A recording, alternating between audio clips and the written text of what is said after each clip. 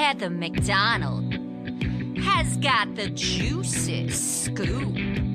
When you're on the road, when you're on the go, Juicy Scoop is the show to know. She talks Hollywood tales, her real life Mr. Segment serial data and serial sister. You'll be addicted and addicted fast to the #1 tabloid real life podcast. Listen in, listen up. Whoop, whoop. Heather McDonald, Juicy Scoop. Hello and welcome to Juicy Scoop. Well, I have a great interview with Sheena Shay. I have read the book. We had a great conversation. She reveals a lot of things that even if you were a fan of Vanderpump, but maybe you just want to know about reality TV, her situation with finding out that her husband cheated on her a couple years prior. All of it we get into. I asked the tough questions. I asked her if she has heard the criticism that she's been receiving since coming out with this information in her book. So we get into it. But first, I've got to talk about some of the hottest topics that have come out since the last Juicy Scoop. Well, of course, we all saw the viral video of the Coldplay concert where the CEO of a billion-dollar company called Astronomer was seen wrapping his arms just under his employee's tits, they were both similar age, probably like late 40s. She is the HR executive at this company called Astronomer.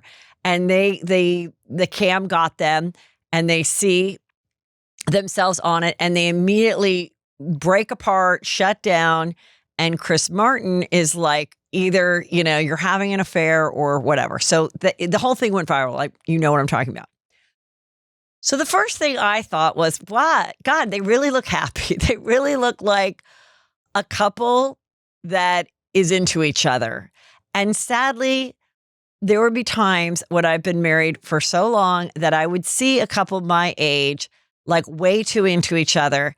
And I would run to a fellow mom at the school and say, please tell me that she is divorced and that's her boyfriend. Because if this is her husband of 20 years and they're that handsy into each other, I'm going to be depressed. Well, of course, it's an affair. Now, what's really juicy is that she was married with kids. It's her second marriage. Okay. So she's already got two guys to get on their knee and say, marry me.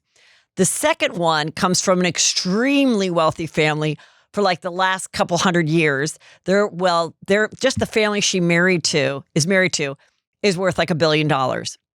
Yet she still has this executive job at the HR company. So many people think, was she already having an affair with this guy and he hired her as the HR exec so that they could see each other and, have fun while he stayed married.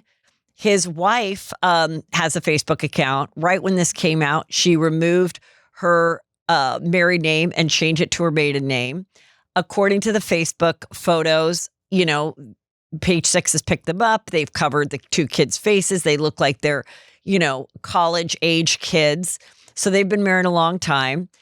And there was a false report of the guy who got caught for cheating, right away making a statement saying that he feels that his privacy has been violated by the Coldplay cameraman and that that doesn't want to be seen like this, but he also feels violated. That story went viral. However, that was fake. So, there is a lot of fake news out there. There's a lot of people that can put out a story on social media that make it look like it's a legit story that they're just recapping or whatever. So it's, several people did it. I did not, though, because I wasn't recording that day. But however, he has stepped down. There is a new CEO who says, we're going to be bigger and better. We're going to get past this. Of course, she's no longer working there. But all I could think about is this cheating woman, married twice, has it so good. She's got this cushy job. She gets to F her boss, who's also like pretty cute, go to Coldplay concerts. She has an ex-husband and a better second husband who comes from a super rich family. I mean, what, again, the Venus flytrap vagina. I want to know what your secret is. How do you get these dudes? You look kind of average, which is great. Maybe the vag is that good. Maybe the brain is that enticing. I don't know. I'm always just really fascinated about these type of people. The other people I feel sorry for are the people that were working with these cheating losers who are like, what if they did have a problem with maybe somebody else harassing them or any problem at the company? You think you want to go to the CEO's mistress, who's head of HR, and be like, hi, I really want to talk. Like, you think she's going to be protecting you? No. Well, she's like boning the CEO. She's going to be like, we got to get rid of Jennifer. She's really not happy. And like, so that's what's a bummer. Because I know there's some really great HR people in this world, and I think it's a valid career. But this just goes to show you, like, you can't trust anybody in the corporate world. And then the other girl that was there who clearly like worked with them, and she's smiling when they get caught. And you could tell there's probably like this moment of relief. Like, I've been keeping this gross secret of these two entitled assholes for, a year. And I have to act like I'm excited just because they're giving me a free Coldplay ticket. And the arrogance, like, you're having an affair and you're going to a big public concert, not just if you're on the screen. How is it that you didn't think you'd run into like another mom, like getting a drink, or that someone that wouldn't be seated next to you? It's just, that is why the story is fascinating. Also, everyone loves a cheating story. They love it. They even said that Pornhub views of cheating, like porn and people having affairs, skyrocketed over the weekends. People are like, this is some hot shit. It is personally my favorite genre of film and television, is infidelity and affairs between middle class to upper wealthy people. That's what I like to watch. That's what I love. Unfaithful, Fatal Attraction, anything where someone has a great, perfect life and a pretty good wife, and they just throw it all away because some new chick gives you a little of attention, or vice versa. So, story's going to probably die now this week. I know you're probably like me. And whenever I have some spare time or I feel a little bit bored, I'm just compelled to always pick up my phone. I start to scroll Instagram, TikTok, whatever. But there's times where I'm like, oh my God, I've got to stop. My brain, I don't want to watch this stuff anymore. However, I'm still a little bored and I want something fun. And that's when I discovered Cookie Jam. It is so much fun. Cookie Jam is a free match 3 game you play on your phone or tablet, and you just match 3 cookies or candy to clear the board and solve puzzles.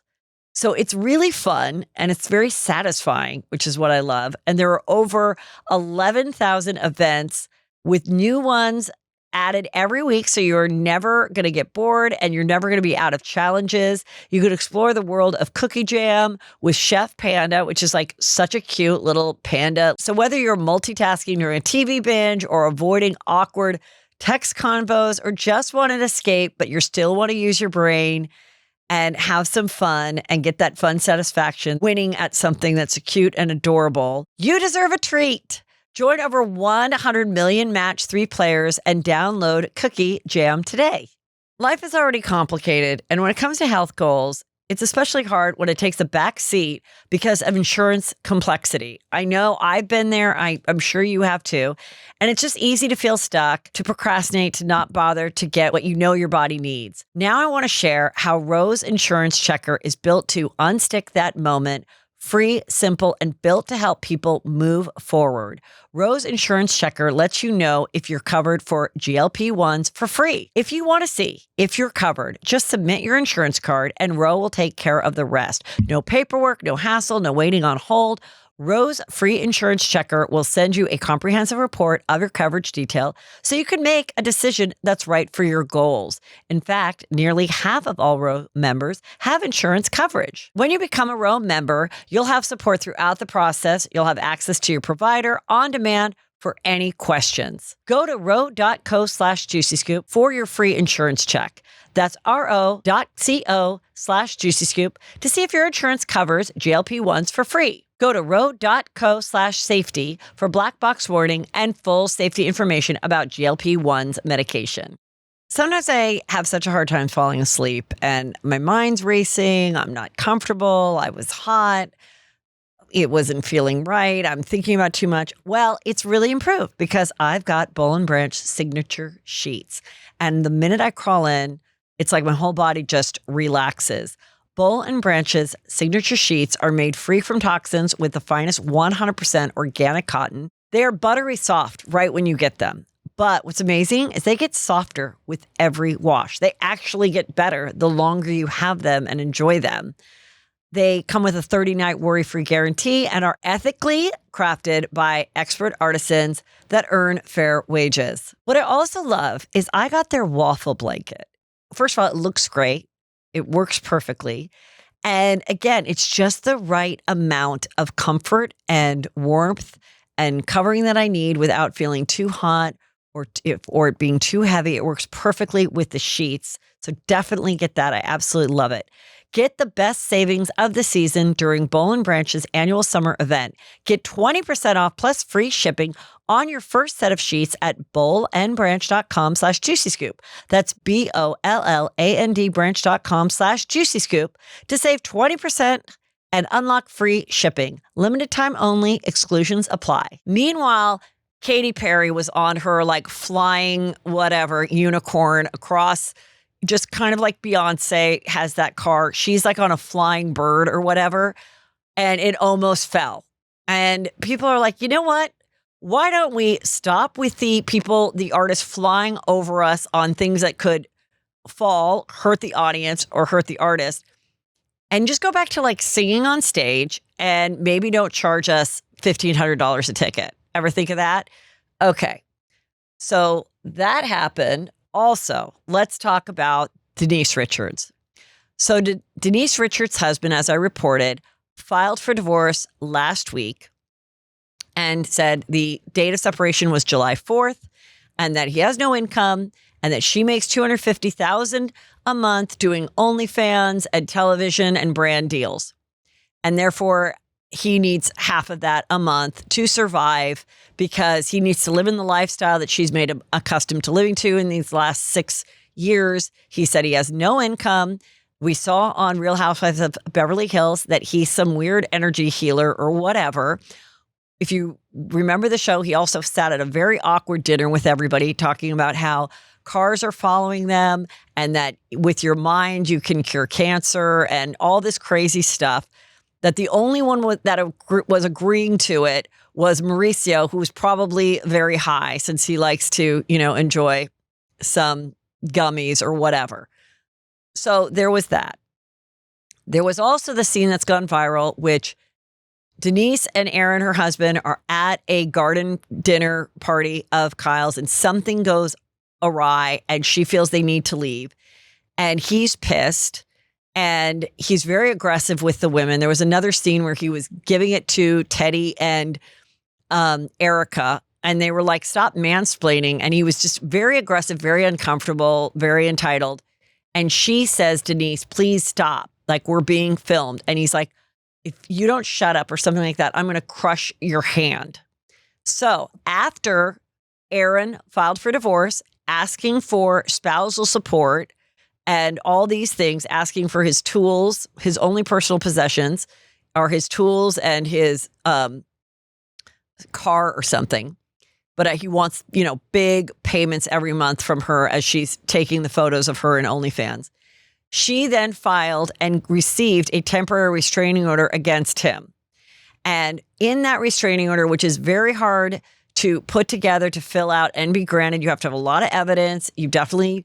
It's very hard for someone who doesn't have an attorney to fill it all out. That's why it's, a scary moment if you truly are someone without means who needs to get a temporary restraining order from someone like a domestic situation. And she provides red carpet video photos of where she clearly has bruises on her arms that she didn't cover up. I don't know if she included anything from Real Housewives of Beverly Hills. She probably forgot that hot mic moment of where he said, I'm going to crush your hand. In it, she said he would choke her, oftentimes push her head against a wall, that he hit her, that he squeezed her shoulders and her arms and her hands. And she also provided a very disturbing photo of her with one very bad black eye, in which she said she was going to his office at the time. I don't know if he still has his office or not, but she was going to his office at the time. And that is where he got all paranoid. He thought there were bugs or whatever, recording devices in potted plants. And when she tried to calm him down, they got in an argument. Police came because they were so loud. The police left. And that after that is when he hit her and she received that black eye, which was a photo, I think, from 2022. He now, after that came out and she received her temporary restraining order from him, she also said he has numerous unregistered firearms. So that made her nervous. More coming back from Real Housewives of Beverly Hills. As we remember, the famous storyline of which Brandi Glanville said she went to visit Denise on set while she was doing a Hallmark movie in Canada, and they were scissor sisters for the night, okay? They had some fun, a little lesbian love. Brandi has always said she's bisexual. She has gone on my show and said that she's had full relationships with women. She reveals all that, but she says to the girls on camera, Denise says, Aaron cannot know, he will kill me. And Brandi felt very caught off guard by that because she thought they had like an open marriage or that he knew that she was kind of like bi on occasion or whatever. And that was not the case, according to Brandi Glanville. So now Aaron went on TMZ and is saying, none of this is true. I've never been abusive. I've only been protective of her. She was cheating. And I found out because one day we were about to watch TV and she got up to get something to eat or something. And I looked at her phone. And since I have all of her passcodes and passwords, I looked at the phone and I saw that she was talking to a guy very inappropriately. I'm like, are we sure it's not her OnlyFans people that, pay $10 for her to like talk dirty to them? I kid. Obviously, I don't believe anything he says, but possibly did he see that she was talking to somebody? Yeah, because you're a fucking nightmare to live with, because you're scary as shit, because you're controlling. Who knows? Maybe she did. So he said she begged for him not to leave her and he tried to stay longer and make it work, but that she was cheating. So we're supposed to have sympathy for him because she was talking to guys that weren't her husband on the phone.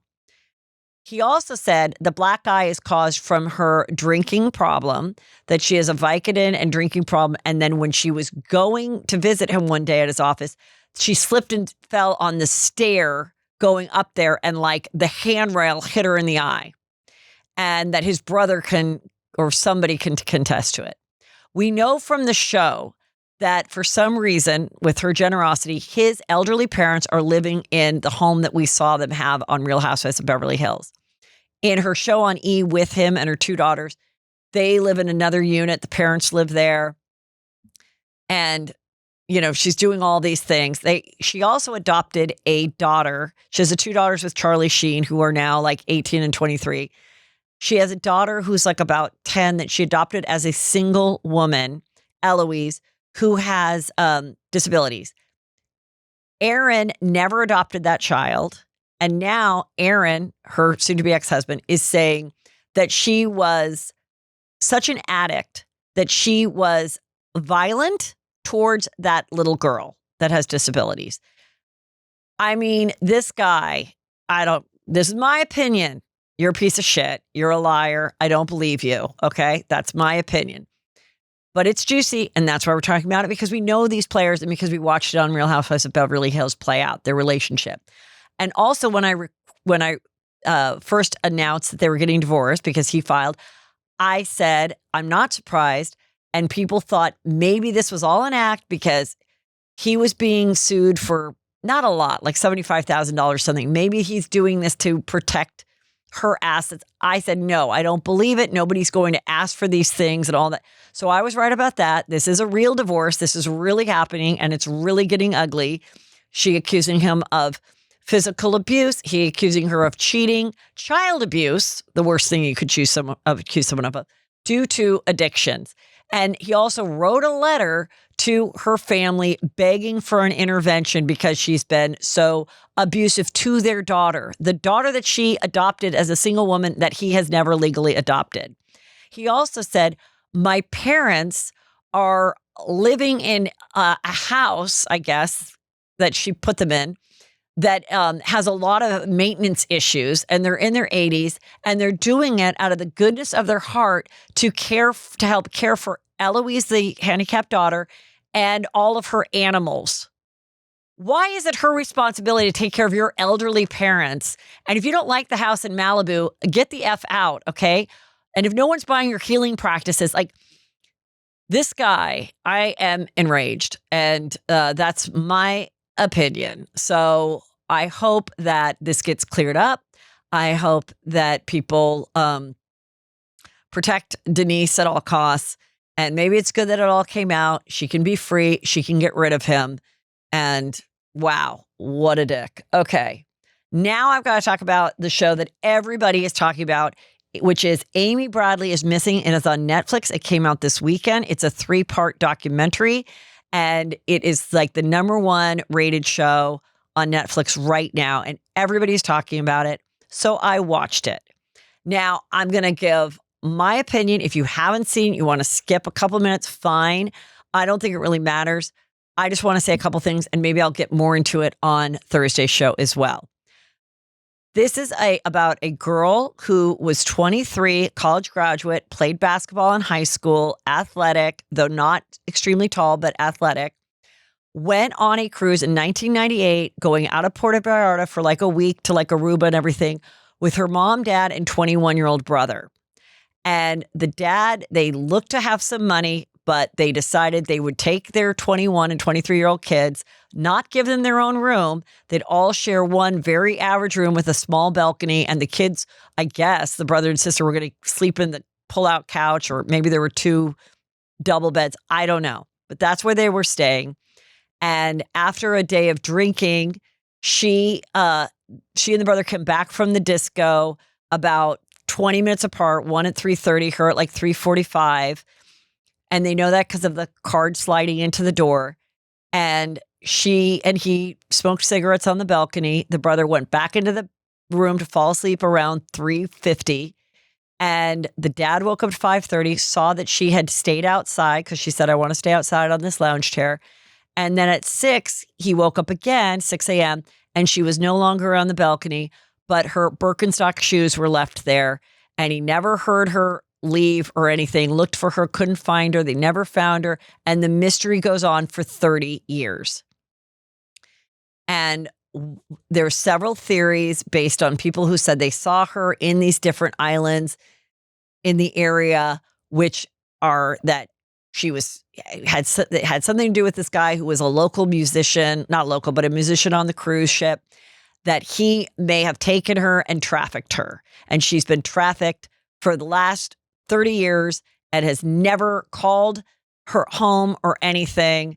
And maybe that's because she has given birth and that she's so under the spell of these pimps that she met on the cruise ship that after being there for 2 days, that she could never call her.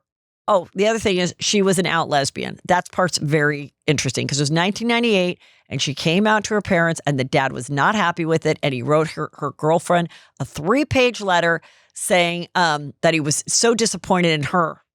Like, what? Someone else's child you're writing her to?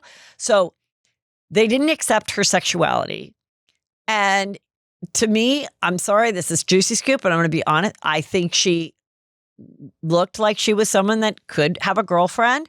I think she had short hair. I think she kind of seemed to carry herself in a way that you would not be surprised to hear that.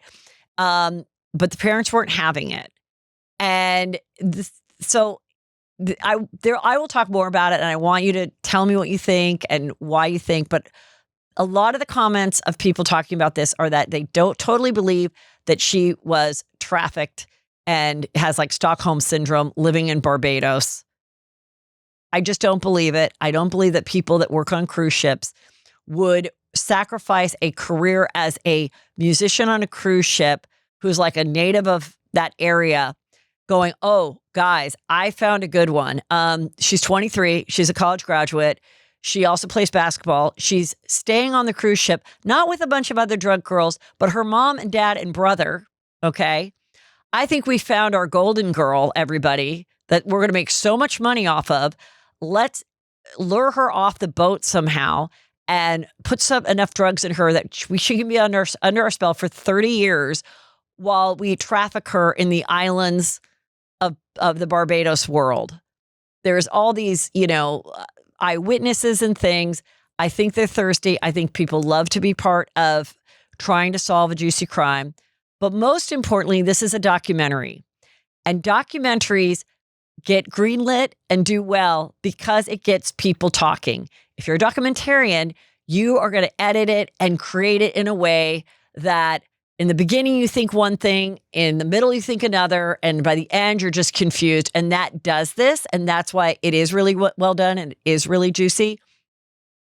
However, it is my opinion, unfortunately, that, and I did a TikTok on it right after I finished watching it, I think that she wasn't that happy with her life for a number of reasons, that she was also drinking all day, probably had more alcohol than her 7 beers that was on her tab, might have been on some drugs.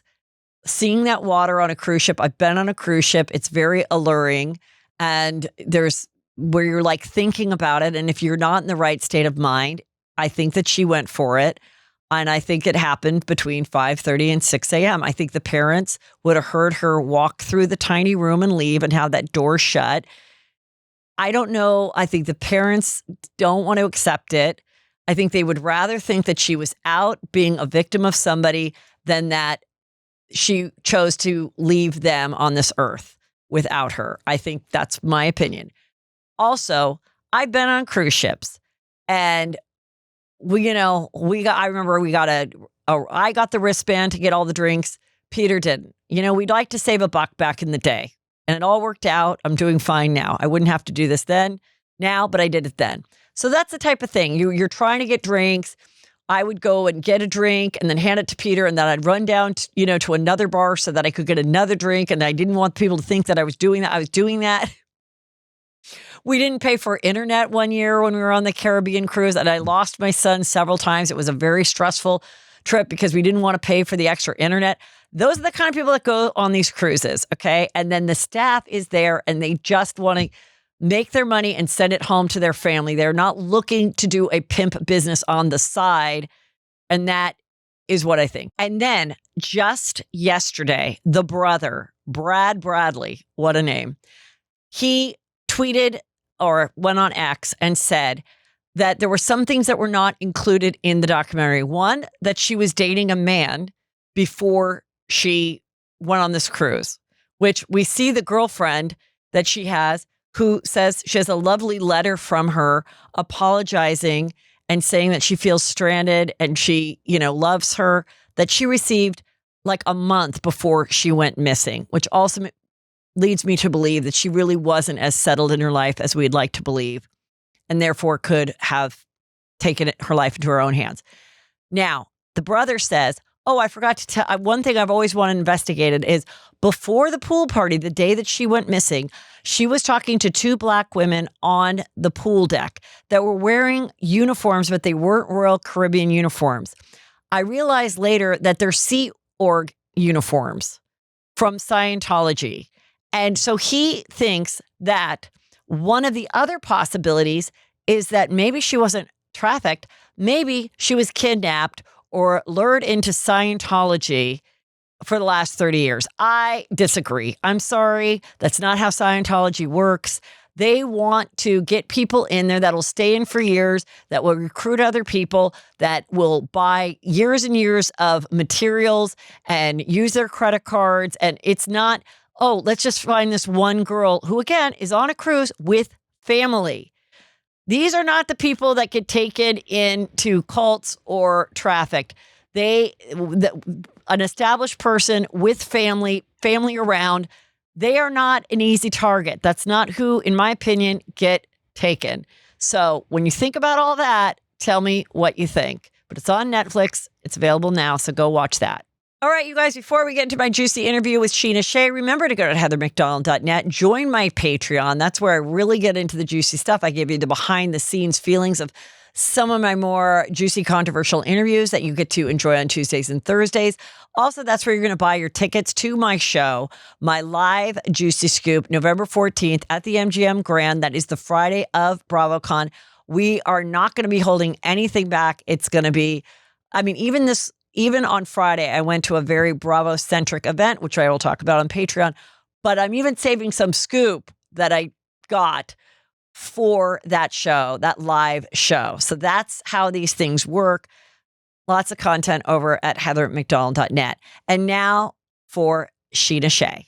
You know what doesn't belong in your epic, fun summer plans? Getting burned out by your old wireless bill. While you're planning beach trips, barbecues, and 3-day weekends, your wireless bill should be the last thing holding you back. That's why I want to tell you about Mint Mobile. Say goodbye to overpriced wireless plans, jaw-dropping monthly bills, and unexpected overages. Mint Mobile is here to rescue you. All plans come with high-speed data and unlimited talk and text delivered on the nation's largest 5G network. So ditch overpriced wireless and get 3 months of unlimited service from Mint Mobile for $15 a month. If I had needed this product, this is what I would use. And this year, skip breaking a sweat and breaking the bank. Get this new customer offer and your 3-month unlimited wireless plan for just $15 a month at mintmobile.com/juicyscoop.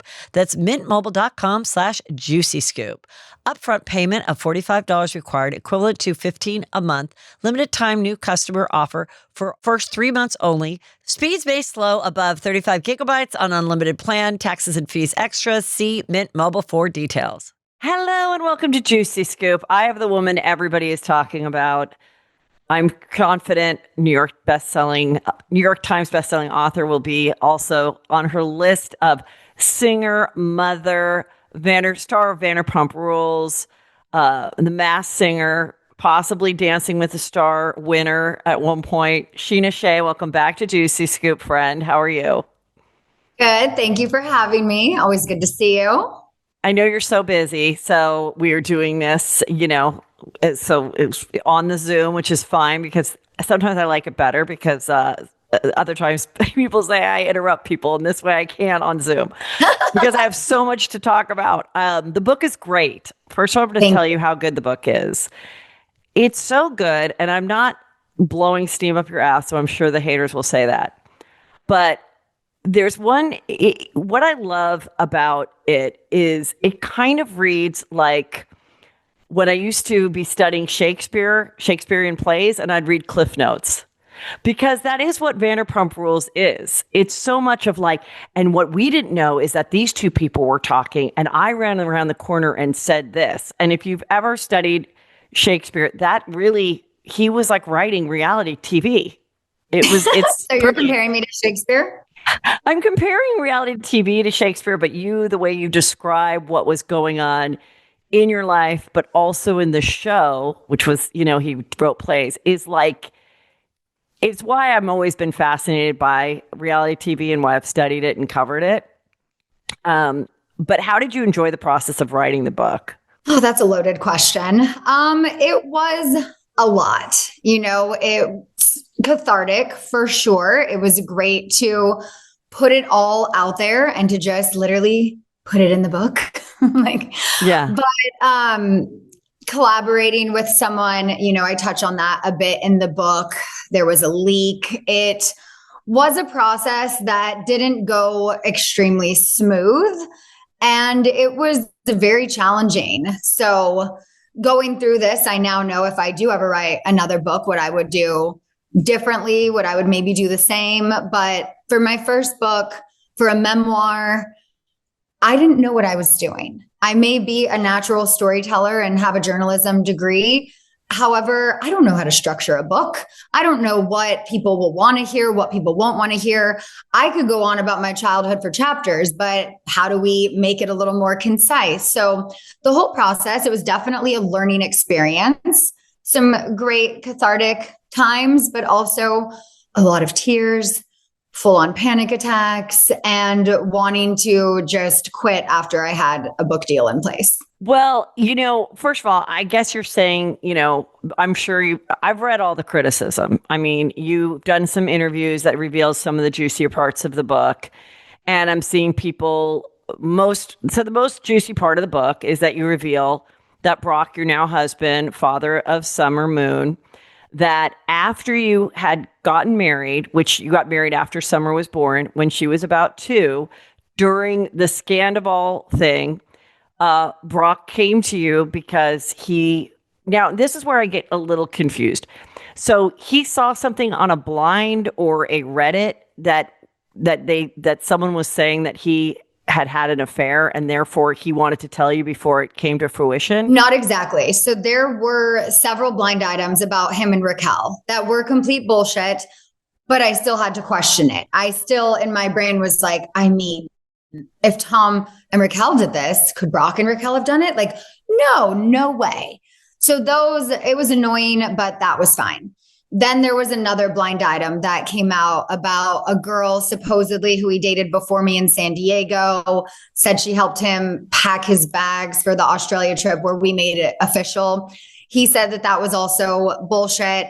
But then part of me was like, there's probably some truth to this. Maybe it wasn't that she packed his bags for Australia, but they probably were talking before me. I do know he was seeing someone before me and he cut that off and we made it official in Bali. And as far as I knew, he was always faithful after that. So with that blind item, I think he was like, okay, the Raquel thing was completely bullshit. Like, yeah, there was someone I dated before, but also knowing what he had done. What if that's the next blind item that comes out? Because now either that woman feels like revealing it, or she told a friend, or someone wants, a few $100 to sell a story. I don't even know how much you get for those. But I think he just felt like if this is going to come out, Sheena deserves to hear it from me, not on some blind item on a blog site. And it never did come out. Well, then a couple days after my book sold, there was a big blog site that had a blind item saying I was writing a book. It just got picked up and there was going to be a chapter where I revealed Brock had a physical and emotional affair. It was never emotional. So that was the part of the blind item that wasn't true. But this came out 2 days after I sold my book. And it didn't go anywhere else after that. It just kind of lived there. But knowing that it was out in the world, not knowing if it was going to be screenshot, if it was going to be posted somewhere else, it's behind a paywall, but maybe that is going to go somewhere else. Maybe it's going to go to Reddit. Like, I don't know. So then I felt like Brock had to tell my mom, needed to tell my sister, because I don't want my mom finding out from a blind item. I've kept this for over a year secret, but now what do? I had a rough outline of the chapter of if we put it in the book, here's what I would want to say. He read it and he was just like, no, like this can't go in the book like this. And if you are going to put it in the book, you need to give a hell of a lot more detail, which I did. And he didn't read it until it went to print. And then he was like, oh, wow, you really went all in. I'm like, you told me if I was going to put it in the book to add more detail. But once there, was a blind item and the more we talked about it, we went back and forth for probably about 8 months. It's in the book. It's not in the book. The book sold without them knowing at all what chapter 16 was. There was a very vague description of what this chapter could be. The book sold. So I felt like the book stood alone and was a good enough book without it. But the more I sat with it, the more I thought about it, I'm like, this is completely inauthentic of me to put out a book, a memoir, where I'm telling people that I'm an open book and I'm going to tell you everything about me that you didn't know, but I'm going to leave out a chapter in the book, leave out a chapter of my life and go from Scandival to this past December. It doesn't, like, how do I talk about the last year and a half, now 2.5 years of my life since I've known this? If I don't put it in the book, it wasn't going to be a real memoir that I would be genuinely proud of, because I would feel like I did a disservice to myself and to everyone reading it, that it wasn't the whole story. Well, I totally understand that of what you're sharing and why you decide to share something, especially at your level of fame and the way the internet works. And I can relate a lot to that, to like revealing something. Now, so, I mean, as someone who knows you personally, was very into the Sandoval, I follow a lot of people. I can say I never saw that or heard about it. I never had someone DM it to me. So that's kind of amazing, actually, that it didn't really get out there that much. I'm shocked. I really am. But I just knew also if I didn't put it in the book for the rest of my life, sure, maybe I take it to my grave. Maybe we die with it and no one else ever finds out, but I will always be thinking about it in the back of my mind. I will always be looking over my shoulder. I will be in every scene moving forward of my reality TV career, wondering, do they know? Did they see that blind item? Are they going to say something about it? And then let's say it comes out, my book is inauthentic. Like, why would Sheena hide it on the show, then hide it in her book? Like, I wasn't willing to do that. I didn't even hide it from production season 11. I was processing it. I wasn't ready to reveal what we were going through because I hadn't made a decision on if I was going to stay or leave. I was going to fight as hard as I could to see if I was strong enough to stay, because of course it's easier to walk away. You betrayed me, done with you, bye, moving on. But it wasn't so cut and dry. I have a child to think about. Well, we've built this life together. I'm not going to let a mistake you made 2.5 years ago define our future when you've proven what an amazing husband you are. He is such an incredible father to Summer. And I know that he has so much regrets from his past, but that doesn't mean that he doesn't deserve a second chance at being a dad. So to just get the timeline straight for people that are big Vanderpump people. So you're pregnant, unbeknownst to you. He is going to the gym and meets a girl, and they have an affair for a short period of time, but it wasn't a one-timer. That ends. You have Summer. You guys, plan on getting married. You get engaged. All that. Scandal breaks, and during the Scandal time, you hear the stupid rumors about Raquel, but you don't know anything that he actually had ever stepped out while you guys were a couple. So when he tells you, when you're about to watch Real Housewives of New Jersey, which I'm guessing, I don't know if you've ever been able to watch it since, but maybe it's not coming back. No, not saying I want that. Not saying I want that. So then you still have the final season that you guys were all in together to film. So you have this in you. And we see you, being worried about Tom Sandoval having, thoughts about ending his life. You say that can't happen because in the book you reveal a very sad experience that you had with someone who did.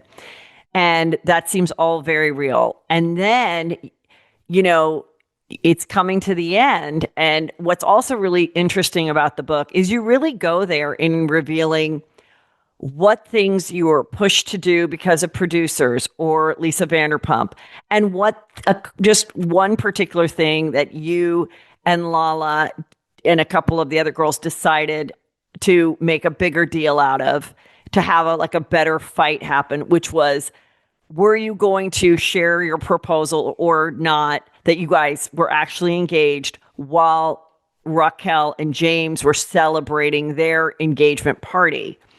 So I really appreciated that, knowing how these shows work, knowing that other shows like The Hills, we now know through my good friend Spencer and Heidi, who are just the loveliest couple ever, that, they weren't assholes. They weren't, that was very scripted, but yours really isn't. And I talk about that a little bit in the book too, with Heidi and Spencer. That you did a small bit with them, and then she drives up, she's like, "Hey girl, hope you know that's fake." Yeah. So that all that stuff is why everyone should buy the book, because there's so many great other LA moments and things that were never caught on camera, and your early years in LA, which I find so fun and relatable. But so with that, the criticism that you're now getting from people who are never going to be your fan no matter what you write, but this is big news story, is I could see this being completely fake. She and Brock, I could see her putting Summer to bed and going, "Brock, I know how we're going to sell this book. Get me secured on the Valley. Get me on Dancing with the Stars. Get me all the parts, because now I'll have sympathy because I was cheated on." And of course, we know that's not true. But how do you feel about people thinking that you guys made this up to sell a book? Which, when someone put that, I immediately wrote, no, it's not true. There's no way. There's not a man on this earth that would say, "Yeah, let's do this," and make me look fucking horrible. There's no way. Yeah. No, so I've pretty much stayed out of the comment section. So the fact that people are saying I made it up. First of all, let's go back to season 8 when they brought in new cast members and the show was being planned to split into 2, which now became The Valley. And I was going to be a part of both shows. I was a part of The Valley before it existed. Then, pandemic, season 9, the cancellations, all of that, everything gets pushed. Now, season 10 is picked up, which I'm offered a day rate for the second time. Slap in the face. Wait, I want to just go back to that part because I just read that part in the book. Mm-hmm. And which is another reason why, even if people are like, why wouldn't she have shared this on the show? I am so proud of you that if you were going to share it, that you were going to save it for yourself. Mm-hmm. Whether it was going to be an explosive podcast episode, if it was going to be a special on NBC, or if it was going to be a book. I am so glad that you didn't give another huge part of your life on a platter, because reading that scene in the book that you're about to go on Watch What Happens Live and the producer calls you, doesn't even know that you're about to go on Watch What Happens Live. This, how disrespectful. You don't even know I'm doing to say, we need you to come in for the meeting. And then you call Alex Baskin 5 minutes before you're about to sit with Andy Cohen, scared. And you're like, what is this meeting about? He's like, it's not one that you're going to like. And then they demote you and put you to the day rate, which I'm really glad you didn't quit, because they did the same thing to Luann. And look at her. She had made the most money that season, did a juicy but it's a huge ego crusher, especially because we all know the show started because of you. So yeah, no, a huge slap in the face to then have it happen to me a second time. And so in the pandemic, pregnant, there's talks of The Valley. It is going to happen. I meet with producers. They, are wanting to shoot a pilot. They shoot a Zoom interview and all of this. And then I find out for season 10, I'm only being offered a day rate. And I'm like, you know what? Do we just walk away? Do we just say, fuck it, let's try The Valley. Let's go on that first season and do that. But then they weren't going to be filming anytime soon. So I'm like, or we do one more season. I collect my day rates. Maybe we get married on it. Maybe we don't. We'll figure that out. We're already married. And then we'll talk about, The Valley next year. Well, then we get picked up again. So I'm sorry, I'm not going to take a season 1 new show income over a season 11. Right. And so, I pop in on that. Season 2, I pop in on that because we still thought we had a season 12. I was never choosing The Valley over Vanderpump Rules.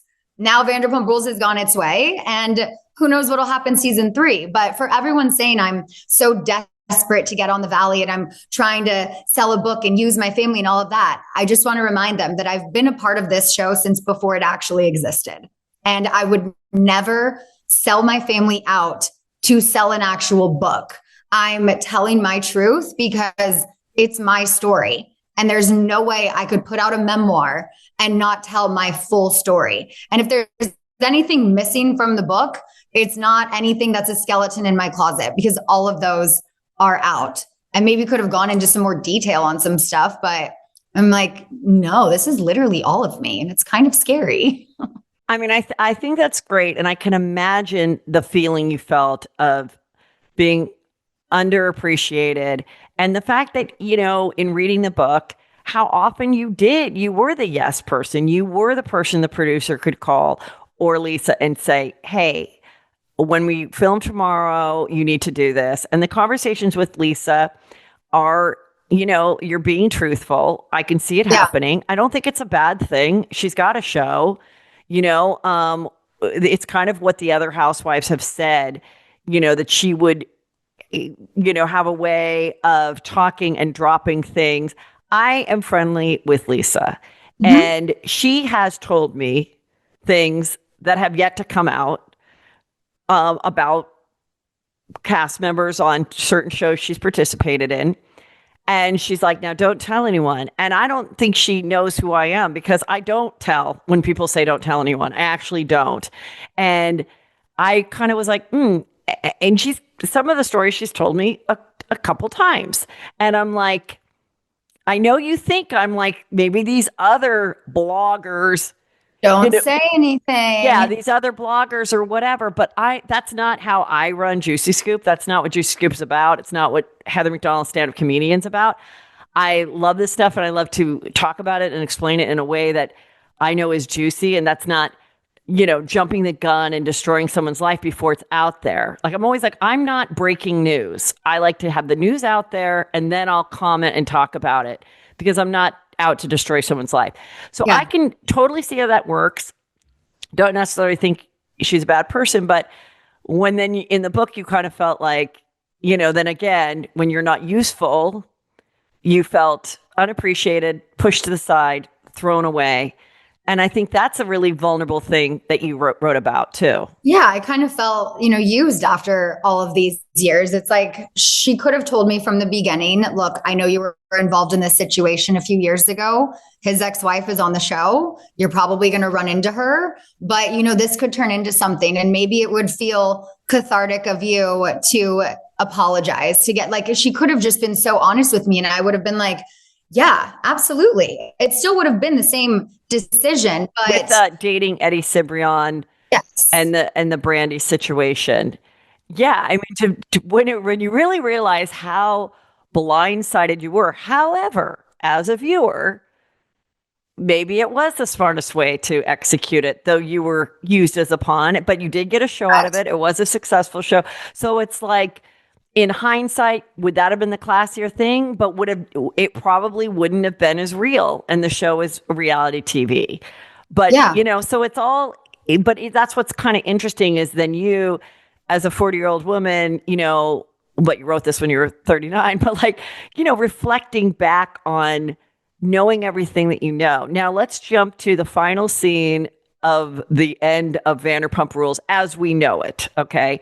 Which is you guys are in San Francisco and it's the final episode and it's very clear from everything we know now and what you guys have revealed on your own podcast and in your book that this one particular producer, Jeremiah, I guess it was him, that was pushing you guys to want Ariana to have this scene in which she felt it would be a redemption scene for Tom Sandoval to hey, I'm really sorry, whatever. And she just wasn't going to give him that. She didn't want to give it to him. And to the viewers watching it, many of them felt that you and Lala were coming from a place, which you did say, this is, or one of you guys, this is our show. We have children. But to some people interpreting it was like, if Ariana doesn't do this scene with Tom Sandoval, she's taking food out of, Little Summer Moon and Ocean's Mouth, which when you say it it seems, it doesn't seem great. How do you feel now about that time and how you're being pushed in these directions and also being the breadwinner of your family? And this being the majority of your income is being a star on Vanderpump Rules. It was frustrating at the time where I felt like there was a big emotional weight put on Lala and I to carry out this Tom storyline. I obviously had extreme sympathy for the mental state he was in, going through losing someone very close to me to suicide in my past. So that definitely struck a chord. Whether Lisa knew that or not, I'm not sure. But that kind of changed the path on how I was approaching him. I also knew that if I continued to project anger and hate on him, then I kind of had to keep doing that to my husband. And I wanted to work towards forgiving my husband. But then did that mean I had to forgive Tom? And it was this whole inner battle with me. And people want to go and say, that I was so jealous of Ariana for getting Dancing with the Stars and all these opportunities. And now I'm trying to have my Ariana moment. And I'm like, no, I'm not trying to have that at all. I'm just trying to give some more context. And also, I think if anything, one thing that I was envious of Ariana, it was two things actually. She got to just walk away from the relationship. She got betrayed and she got to leave. It wasn't that easy for me. But also one thing that I envy, that I also have so much respect for, are how strong her boundaries are, because that's something that I struggle with. And now in hindsight, looking back, she didn't owe it to anyone to have a conversation with Tom. Not me, not production, not the network, not anyone. She lived her truth. She was real on reality TV. She was authentic, and that meant walking away. And in the moment, it was frustrating when I felt like I was picking up the pieces of a job that I didn't want to do to fill in for her. But now looking back, I'm like, she handled that like such a boss. And I didn't handle it as well as I could have. I also felt like my entire world was crashing down on me. And the one thing I was good at doing was my job. So have you, I know that you are happy for her and she's just killing it on, and it is amazing that she's on the show that is the most talked about show right now with the Love Island and doing great. And I have no doubt that you are happy for her. But where is your friendship? Has she reached out since your book came out? By any chance has she read it or at least read interviews in which you spoke about her?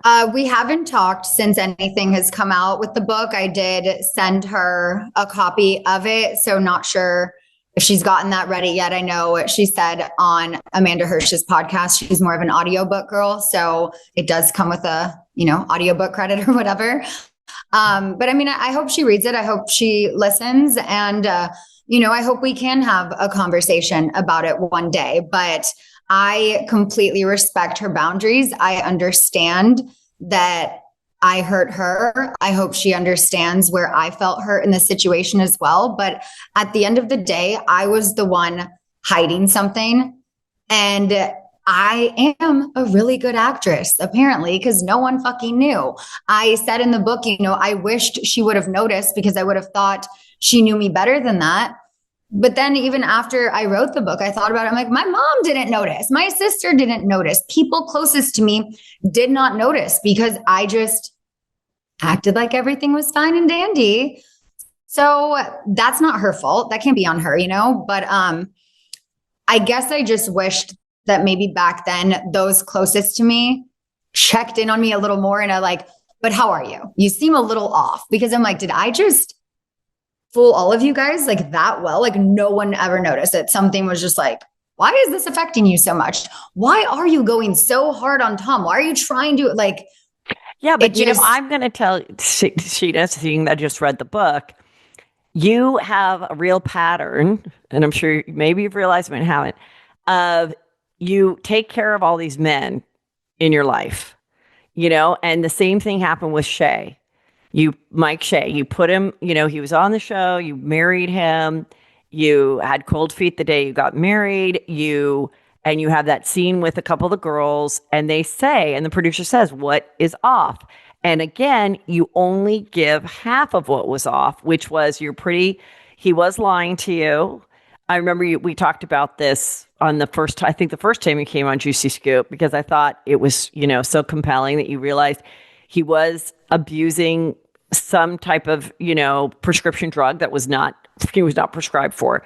And he was lying. He was lying. You knew that from phone situations. He borrowed your sister's phone. You could check on an iCloud.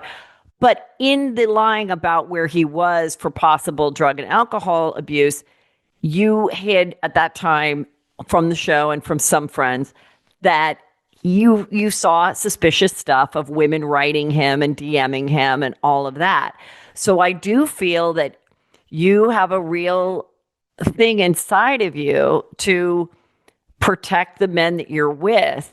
You've been on this show for so long. And I think there's something in that you bring these guys on, they're on the show with you and they love you. But if something doesn't go right, somehow you feel guilty because not only is this a fight for a normal person, maybe a few friends know, maybe a mother knows, but the world knows that your boyfriend fucked up. Mm-hmm. Yeah, I mean, that's accurate. I don't really have any. Yeah, I mean, I think that's kind of like, I kept seeing it like in reading the book, whether it's, the Eddie Cibrian who, really, I mean, you're right. You were 21. He was 33. He didn't wear a ring. This was before Google. You didn't know. He was out with you at places. You weren't exclusive. But then when you guys go to Mammoth and he pays for your ski equipment and he teaches you how to snowboard and you're with friends, and why would anybody expecting a second child with a wife? And so I was like, Yeah, and that is a huge difference and age difference and everything. And so, I mean, what I think is so interesting about the book is those chapters all before Vanderpump starts. Mhm. And, you living in your cute apartment. I know exactly the building you mean. The Fontenoy? Yeah, it also makes you a little bit sad as a native Angelino, how much LA has changed. Because No. I had a similar situation, though I'm older than you, 25 years ago when I was, living the Brentwood life and doing groundlings and stand up, I had all those fun stories, which is in my book. You'll never blue ball this town again. You talked about all the guys you fucked. I talked all about the ones I dry humped. But it was a lot of those fun stories that I do when younger people read it. They're like, oh my God, you went on this date and you went on this date. Like, people don't date anymore. Oh my God, your neighborhood sounds so cute. It kind of makes me sad. And I'm praying that Los Angeles can get cute again, because it feels like I don't know that a girl could live the life that you and I lived now in LA the way we lived it. It sucks. It's so different. I mean, just even with social media, camera phones, Yeah. it's changed just so much. I felt like my generation was the last one where we got that normalcy at a club where you could go out any night of the week, see Britney Spears 2011 or 2007 in a blue wig at Ledoux, and no one's taking photos of her unless, paparazzi's outside. It was just like, what a time. Right. Yeah. So that was all really cool. Now, another juicy thing is kind of like your relationships with threesomes and girls. And even one time you say at one time you started to catch feelings for one of these girls. And I feel like that is something that is pretty juicy to someone like me. I don't have friends that are married to men that had relationships with girls prior. I know it's a much more fluid time, but we know from the show, Kristen and Brittany allegedly had a one night, eat out, and then Lala and Ariana did, and then you talk about how do you pronounce her name? Dana?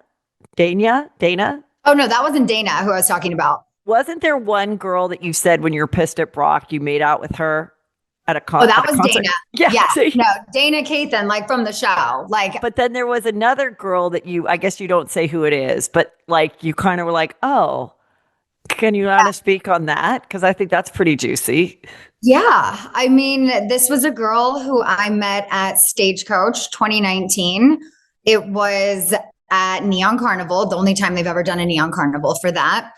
The guy who she had just been with, I guess she ran into or something with him. And then I ran into Rob and his new girlfriend at Neon Carnival. And I just wasn't in a good place. Some guys from the Bachelorette show, her friend was talking to one of them. So it kind of ended up just being the two of us at this after party. We totally hit it off. We bonded. We met up the next day for the festival. And it just felt like we had known each other for so long. We had an instant connection. And when we got back to LA, we just started hanging out all of the time. We were inseparable. And then there was one night, I remember we're at the shop bar at Tom Tom, and she just grabbed my face and kissed me. And I was like, what was that? I was not expecting that, but then also I didn't hate it. And then it became a more regular thing, and then would be out and we would hold hands and we would have our little date nights and whatnot. And I felt like maybe this could turn into something. I don't know if this is my forever, if this is my future, but maybe it's my for now. Maybe we explore where this goes. And I felt like both of us had deep feelings for each other, but I didn't know if either side was necessarily romantic. And I didn't want to have the talk. I was too afraid of rejection and her being like, oh no, sweetie, I just kiss you when I'm drunk. It's nothing more. So neither of us really ever had that conversation because I met Brock that year. She was with me when I met him. So that kind of transition of, I don't know that this is going to turn into anything because now I'm dating this guy, and Brock was not okay with it. When I kissed her one time when we were all out together after him and I were already official.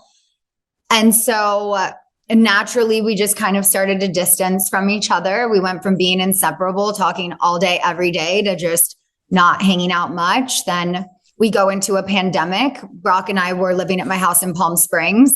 I actually gave her my apartment in Marina to go to with her cat. I was like, there's more space there, like go and quarantine there. And he knew that and he was fine with it. But then just slowly through the pandemic, we just kind of grew apart. And I felt like it was a slow fallout, but I also knew the day Brock and I made it official, and when he got so upset that I had kissed her again once, that I couldn't keep someone close to me in my life who I did have feelings for, who, I was considering exploring something with. And slowly we just kind of stopped talking. And she had sent me a really long text, like one of those ones that you have to click on to expand. Never received a text like that in my life. But after I read it, I was just like, oh my God, did I break this girl's heart or does she just miss her friend? Like, it was a very confusing time in my life because I didn't fully explore what that was or what that could have been because I met Brock, and Brock and I just had a spark from the beginning as well. And that was the path I chose. And, so in your wild days of, really the wild days were all kind of pre-Vanderpump, but in your wild days, you would have threesomes and stuff. But but with this girl, did you only kiss or would you go all the way, just the two of you? No, we didn't really make it to second base or anything. It was pretty much like cuddles, hand holding, makeouts. Like we hadn't gotten to the next level. I wasn't against it necessarily. It just hadn't happened yet. And had I not met Brock when I did, if we, had a few more months together or however long, maybe it would have crossed another line, but it hadn't gotten there yet. So a couple other things. Another thing that I thought was really juicy in the book is when you talk about how there was a editor named Bree who went on a podcast and laughed and said her favorite thing to do was to edit all of Sheena's cringiest moments together. And she got fired, which I'm like, God, even the editors are thirsty to go on a podcast. Like, what the fuck? Like, really? And I think I relate to you as the pick me girl or whatever, because when I was on Chelsea lately, we kind of had a heightened personas of the regulars, and we did a show called, After Lately, which was like a Curb Your Enthusiasm. We were playing ourselves, but it would be heightened stories, heightened.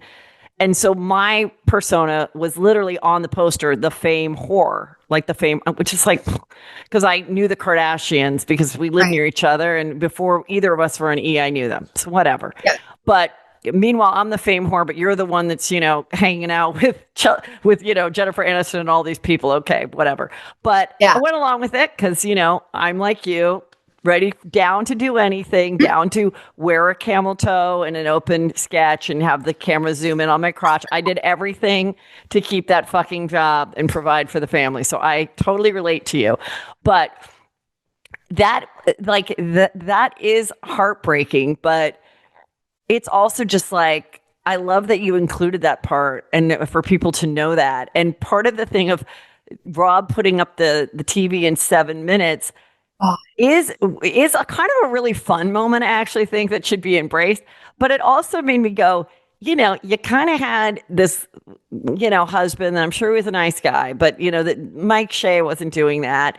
And these other guys, and this guy actually was capable of things. And I'm like, Rob was handy, but Brock the Builder is handier. He is handier. Literally, I cannot believe how impressed I was that the wall, like, the hinges, the whatever it's called, like that framework was already on his wall. He simply put it on, did it, in under 7 minutes. But the fact that it took him close to 7 minutes to put a TV on the brackets that were already in the wall, not so impressive. Yeah. Putting a hitch on a truck for the boat, not so impressive. But compared to my past relationship where I'm the one hanging up the artwork in the house, I'm the one fixing the Wi-Fi when it goes out, setting up our landline, because when we lived at Park La Brea, we had no service. Just like all of those little things, like I was so used to doing. So the fact that this man just put a TV on the wall, I was like, oh my God, he's a man. I mean, that's amazing. Okay, now let's jump to the whole Sandoval thing with Raquel. One of the things I didn't really know, and I felt like I knew everything, was when you found out, when she blurts out after you guys are hanging out that night after doing Watch What Happens Live, where she says, I was having an affair with Tom Sandoval for 7 months. Ariana just found out. And your reaction makes so much more sense when you read the book, because Lala was suspicious. Katy was suspicious. You asked her point blank on more than one occasion if something was happening. And it was truly like such a weird gaslight situation that just makes, it made so much more sense, because it was a shock, but it wasn't totally. It was more like even a larger betrayal, because you were like, we did ask. And I was like, you're crazy, Lala. And like, I believe her and all of that. Now all this time passed, like, what's your feelings now towards her? She had the podcast tell all. She ended that. She appears to be doing sound baths and like with a non-entertainment person. Do you think that you would ever want to have a conversation with her? I think that would be up to her. She's the one who has me blocked, but she's also the one who put me in the legal system. That was just that when that was going on with the restraining order and all that stuff, that was just shocking. Where does the case, and maybe you don't know, where's the case now with her and suing Ariana and no idea, honestly. And Tom, yeah. Of their lawsuits, because even when we talk, it's not about anything serious like that. Yeah. But going back to that, I did feel like I needed to put that all in the book, because there was so much more to the story that people didn't get, and I wish her nothing but the best. I hope she's happy in Arizona doing her sound baths. I think she needed to get her side of the story out on her podcast, and that's what she felt like she needed to do. That's why I wrote a book. It can be cathartic, but I think it is healthiest for her to have stepped out of the spotlight. And I hope she's doing well. Enough time has passed. Yeah. But I'm certainly not going to be reaching out. And how do you feel about The Valley as a show? Have you enjoyed watching it? I mean, you show up, but you're not a part of the drama. You basically, Janet's the drama, and Janet was your friend and met you at an event, which people are criticizing her. She was a fan. It's like, you approach people because you saw them on a show. I mean, she's been around quite a long time to finally make it on the show. So what are your feelings towards all of that? Well, and also people are acting like I posted I was going to be at the Mondrian that day. Like I had an appearance and she sought me out. It just so happened I went to the Mondrian that day and ran into her. I think, she's getting a ton of hate right now, and watching the show, I can understand why the audience has certain perspectives, and, hopefully one day you're able to see more of her story and more context. And, she has her podcast and whatnot. So it is hard to watch. Alex says, he's like, yeah, everyone's saying the show's dark. Like, yeah, it is. This is reality. People are going through dark shit. So it's hard to watch my friends go through such hard times. It is challenging to watch, and hopefully moving forward, it's a little more fun. And, but I think that was the reality. I mean, I wonder, being that she, was around it, being your friend, we see her in several episodes of Vanderpump Rules. She was always like at your parties and stuff. Even she probably thought, out of all the people to be on reality TV, okay, I'm prepared. But the truth is, if it's a reality show, yeah, you say something and you can't put the toothpaste back in the bottle. And if it's juicy, they're going to keep it. Even if she went running up to them and said, hey, can you take out the part that I said about Danny essaying? Can you? They wouldn't. So it's like, there's nothing she can do at this point. She was just, in an argument. And when you're in arguments with people that if cameras weren't around, those things might have been said. It's like, yes, you're on the clock, but you've been vacationing and you're drinking and you're living your life. And like, it is really hard, to be like, okay, what have I, even when in the book, when you're like, I didn't really want to give them the wedding because they were like, we don't want to see Brock anymore. And then they're like, well, if you do the wedding, and it's just kind of like, but then again, like I have to give them something. So sure, let's have a fun wedding. Now, the thing that here you put the wedding on the show, besides us, maybe the venue giving you a deal because they want to be featured on the show. The show never gives you like, hey, here's 30,000 towards your wedding, or do they?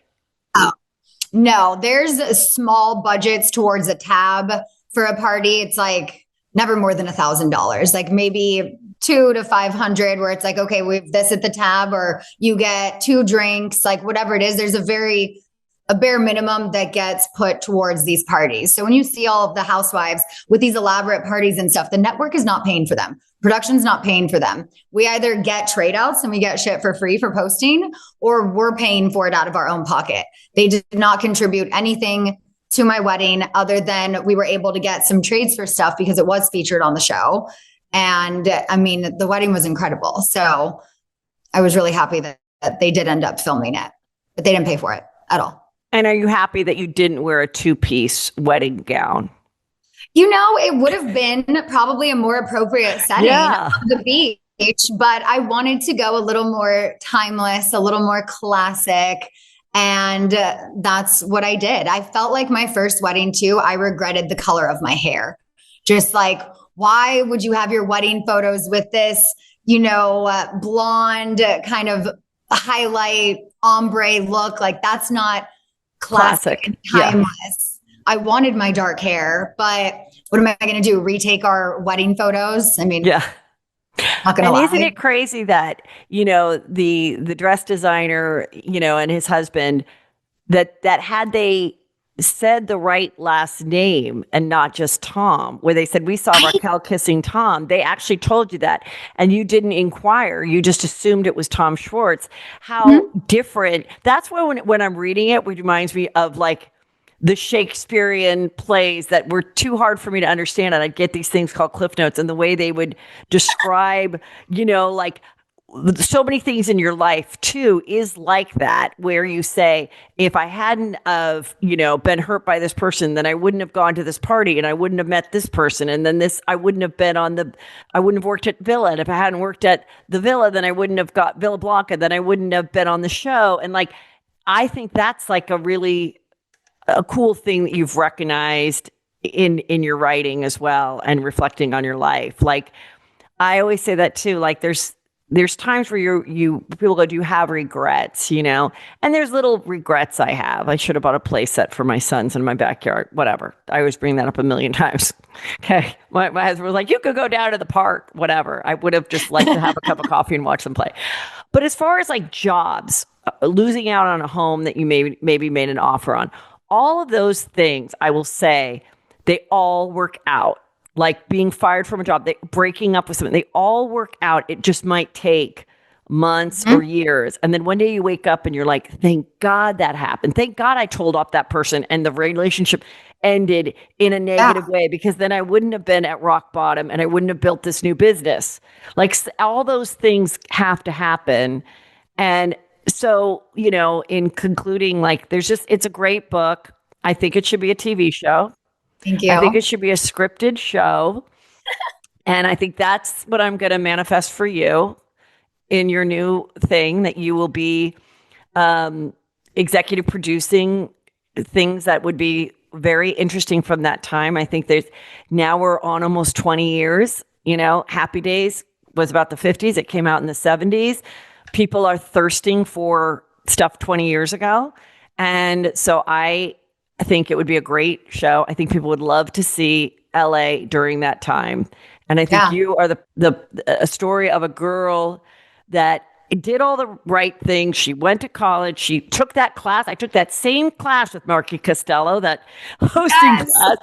All those things, thought you'd do all these things, got into the beginnings of the explosion of reality TV, but not the infancy of it. Like, you were familiar with it.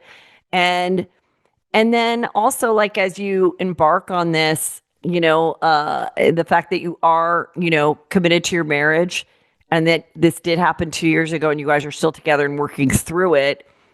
How is he taking it? Like, how is he Brock dealing with it? Is he off social media? Is he turning comments off? Like, what are you guys doing to get through this time while you also enjoy the success of the book? Yeah, trying to protect our peace for sure. He has had a hard time with it. He's trying to stay off social media, stay out of the comment section.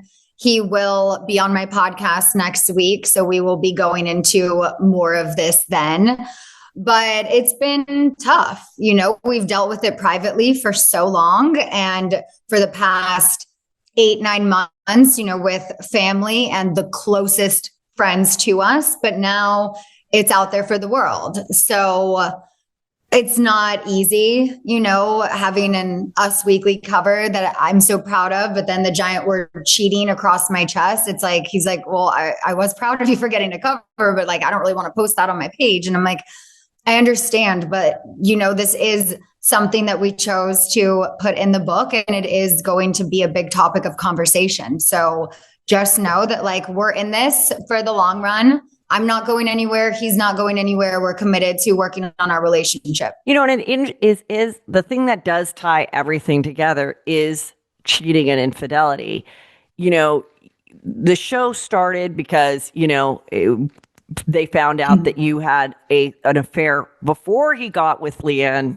What's her name? Leanne Rimes. However, I remember seeing that it was the first story that came out was Eddie Cibrian is cheating with Leanne Rimes, and he's married to this woman, Brandi Glanville. No one had heard of Brandi Glanville. They sought her out then, and I remember my friend said, the newest housewife on Real Housewives of Beverly Hills is the woman that Eddie Cibrian cheated on. So she got hired because he cheated with Leanne Rimes, who was a bigger name. Then they brought Vanderpump in because you had a history and put the scarlet letter on you. And then the Scandal thing exploded because that was so interesting, because not only was there a cheating layer, but it was a layer with a best friend. And I think the audience is women, and we do find this very compelling to talk about. It's the oldest sin in a marriage. It happens. It is why it's interesting. If everybody on these shows had perfect marriages and perfect friendships and perfect businesses, mostly those people don't get asked back, or they don't get hired. It's not juicy enough. And then they're like, come up with a better storyline than your kid, suffering with a learning disability. Well, you're like, well, that's all I've got. Like, what do you want? You want me to you want me to just suddenly create something? And I know none of these things are created. That's why I was like, oh my God, I'm seeing these like TikToks and stuff of like, I think Sheena did it so that she could sell books and finally get on Dancing with the Stars. That is so not a goal of mine anymore. Humanly. No. I'm just like, that was a dream of Sheena from her 20s and 30s. That's not a dream of Sheena in her 40s. So if they asked today? I don't know. I don't know. Yeah. I know, it is so much work. Yeah. I mean, it's so going hard. On book tour right now is stressing me out, leaving my daughter. I think I'm going to bring her on the last leg for us because, being gone for 5 days and I'm back for like 1.5. You have a huge tour going. You're doing, I see lots of city wineries, which I've done those. So those are great, intimate, good food and drink. Like, what can if they go to your live show, what can they expect, and why should they buy a ticket? It's going to be such a fun show. Honestly, there's going to be performances of some sort in every show. The Austin show, I'm really excited to do for those performances. I am going to be giving very fun prizes away at each show. And each show is going to be a little different. I have some amazing guests who are going to join me at different cities and different legs of the tour. And it's just going to be very entertaining. There's the 92Y event with the chicks in the office. That'll be more of a sit down, moderated, serious discussion. But I do have something fun planned for the end of that. And the rest of it, it's going to be an entertaining, live, fun show. Yes. Well, thank you so much. Everybody get the book. And if you prefer audio, get the audio. You know where to find Sheena Shay and her podcast as well. And Your dates are on there. So if she's coming to a near city near you and you've got questions and you want to see it, go see it. I do like to read a book, especially if my friends have written it, and I think you did a great job. And I wish you guys the best, and I'll see you soon. Thank you. Thank you.